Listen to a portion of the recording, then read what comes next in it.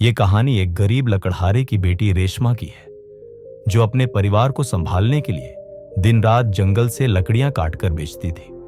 उसके अब्बा की कमर टूट चुकी थी और छोटी बहन रानी अभी स्कूल भी नहीं जा पाती थी। रेशमा की मां कई साल पहले गुजर चुकी थी। जंगल के किनारे बनी उनकी कच्ची झोपड़ी ही उनका आशियाना थी। रेशमा की कुल्हाड़ी की आवाज और उसकी मेहनत की चर्चा पूरे गांव में थी। उसकी लकड़ियां इतनी साफ सुथरी होती थीं कि गांव की सबसे बड़ी हवेली वाला सेठ भी उसी से लकड़ियां मंगवाता था। कहानी आगे सुनने से पहले कृपया चैनल को सब्सक्राइब कर दें। धन्यवाद। एक दिन रेशमा ने सेठ के लिए खास मोटी लकड़ियां तैयार की। उसने सोचा कि सेठ का नौकर आकर ले जाएगा, लेकिन 2 दिन बीत गए और कोई नहीं आया। घर में अब्बा की दवा खत्म हो रही थी और रानी भूख से बिलबिला रही थी। मजबूरन रेशमा लकड़ियां गट्ठर में बांधकर खुद हवेली की ओर चल पड़ी। हवेली पहुंचते ही उसने देखा कि सेठानी बाहर बरामदे में बैठी थी। उनके गले में सोने की मोटी माला लटक रही थी और हाथों में चूड़ियां खनक रही थी। रेशमा ने सलाम किया और लकड़ियां उनके सामने रख दी। सेठानी ने नाक सिकोड़ते हुए कहा, इतनी देर क्यों की? हमें कल चाहिए थी। रेशमा ने घबराते हुए जवाब दिया, सेठानी जी, मैंने तो 2 दिन पहले ही तैयार कर दी थी। सोचा आपका नौकर लेने आएगा। जब कोई नहीं आया तो मैं खुद ले आई। सेठानी ने गहरी सांस ली और बोली, ठीक है, लकड़ियां अच्छी हैं, पैसे बाद में भिजवा दूंगी, अभी हवेली में कुछ काम है। यह सुनकर रेशमा का दिल टूट गया। उसे पैसे की सख्त जरूरत थी, लेकिन वह चुपचाप सिर झुकाकर लौट आई। रास्ते में उसने पड़ोस की चाची जमीलन से उधार मांगने की सोची। चाची ने उसे देखते ही ताने मारे, हम क्या हर बार तुम्हें पैसे देते रहे?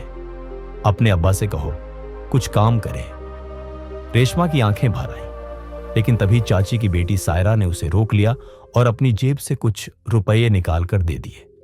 रेशमा ने शुक्रिया अदा किया और वादा किया कि जल्द लौटा देगी। घर पहुंचकर उसने अब्बा की दवा और रानी के लिए थोड़ा आटा खरीदा।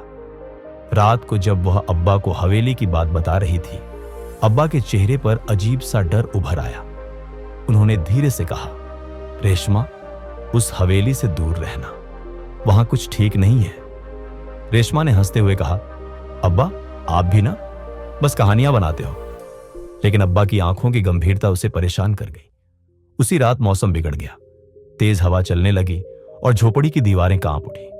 रेशमा ने रानी को अंदर बुलाया और अब्बा को कमरे में लिटा दिया। आधी रात को अचानक दरवाजे पर दस्तक हुई। रेशमा चौंक पड़ी। इतनी रात को कौन हो सकता था?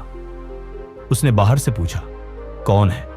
जवाब आया, मैं एक मुसाफिर हूं, जंगल में भटक गया हूं, एक रात की पनाह चाहिए। रेशमा ने हिचकते हुए दरवाजा खोला। सामने एक नौजवान खड़ा था। उसकी काली आंखें चमक रही थीं, चेहरा गोरा और शक्ल किसी राजकुमार जैसी थी, लेकिन उसके कपड़े फटे हुए थे और कंधे पर गहरा जख्म था। रेशमा घबराकर बोली, यह चोट कैसे लगी? उसने जवाब दिया, जंगल में कुछ लोग मेरे पीछे पड़े थे, भागते भागते यहां तक आया। रेशमा ने उसे अंदर बुलाया और पुरानी चादर से उसकी मरहम पट्टी की। उसका दिल तेजी से धड़क रहा था। उसने पूछा, खाना खाओगे? नौजवान ने कहा, अगर थोड़ा पानी मिल जाए तो बहुत होगा। रेशमा ने उसे पानी दिया और वह चुपचाप कोने में बैठ गया। रेशमा सोच में पड़ गई कि यह शख्स कौन है। उसकी आंखों में कुछ ऐसा था जो आम इंसानों जैसा नहीं लगता था। उसने पूछा, आपके दुश्मन कौन है? नौजवान ने गहरी नजर से उसे देखा और बोला, मुझे यहां कुछ दिन रहने दो, किसी को मत बताना कि मैं यहां हूं। रेशमा ने हां कह दी। उस रात वह सो गया, लेकिन सुबह जब रेशमा उठी तो वह गायब था। सहन में कुछ अजीब से निशान थे, जैसे कोई भारी चीज घिसट कर गई हो। अब्बा ने देखते ही कहा, यह निशान किसी जानवर के हैं। रेशमा, यहां कोई आया था क्या? रेशमा ने झूठ बोल दिया, नहीं अब्बा, शायद हवा से कुछ गिर गया होगा। लेकिन उसका मन बेचैन था। अगले दिन रेशमा फिर जंगल गई। लकड़ियां काटते वक्त उसे लगा कि कोई उसे देख रहा है। उसने पलटकर देखा तो वही नौजवान पेड़ के पीछे खड़ा था। रेशमा ने पूछा, आप यहां क्या कर रहे हो? उसने मुस्कुराते हुए कहा, तुम जहां जाओगी मैं वहां आऊंगा। रेशमा का चेहरा लाल हो गया। उसने पूछा, आपका नाम क्या है? उसने जवाब दिया, मेरा नाम बादल है, लेकिन मेरी कहानी अभी मत पूछो। रेशमा ने कहा, ठीक है, लेकिन मेरे अब्बा को कुछ मत बताना। बादल ने हां में सिर हिलाया और फिर गायब हो गया। कई दिन बीत गए। रेशमा को सेठानी ने फिर लकड़ियां मंगवाई। इस बार उसने हवेली जाकर पैसे ले लिए, लेकिन वहां माहौल अजीब था। नौकर चाकर दबी आवाज में बात कर रहे थे। सेठानी ने कहा, हवेली में कुछ परेशानी है, कोई जानवर घुस आया है। रेशमा ने पूछा, कौन सा जानवर? सेठानी ने कहा, पता नहीं, लेकिन रात को अजीब आवाजें आती हैं। रेशमा को बादल की याद आई, लेकिन वह चुप रही। एक रात जब रेशमा सिलाई कर रही थी, पीछे से बादल की आवाज आई, रेशमा, मैं जा रहा हूं। रेशमा घबरा कर पलटी। बादल उदास लग रहा था। उसने पूछा, कहां? बादल बोला, मेरा काम पूरा हो गया, सुबह तक हवेली में कोहराम मचेगा। रेशमा ने कहा, आप कौन हो? मुझे सच बताओ। बादल ने गहरी सांस ली और बोला, अपने अब्बा से पूछना, वो मुझे जानते हैं। तभी अब्बा की आवाज गूंजी, रेशमा, यहां से दूर रह। रेशमा पलटी तो अब्बा दरवाजे पर खड़े थे। बादल ने अब्बा को देखा और कहा, कमाल, तुमने मुझे फिर बचा लिया, लेकिन अब मैं जा रहा हूं। अचानक उसकी आंखें सिंदूरी हो गई और वह एक विशाल बाज बनकर उड़ गया। रेशमा सन्न रह गई। अब्बा ने कहा, यह एक इच्छाधारी बाज था।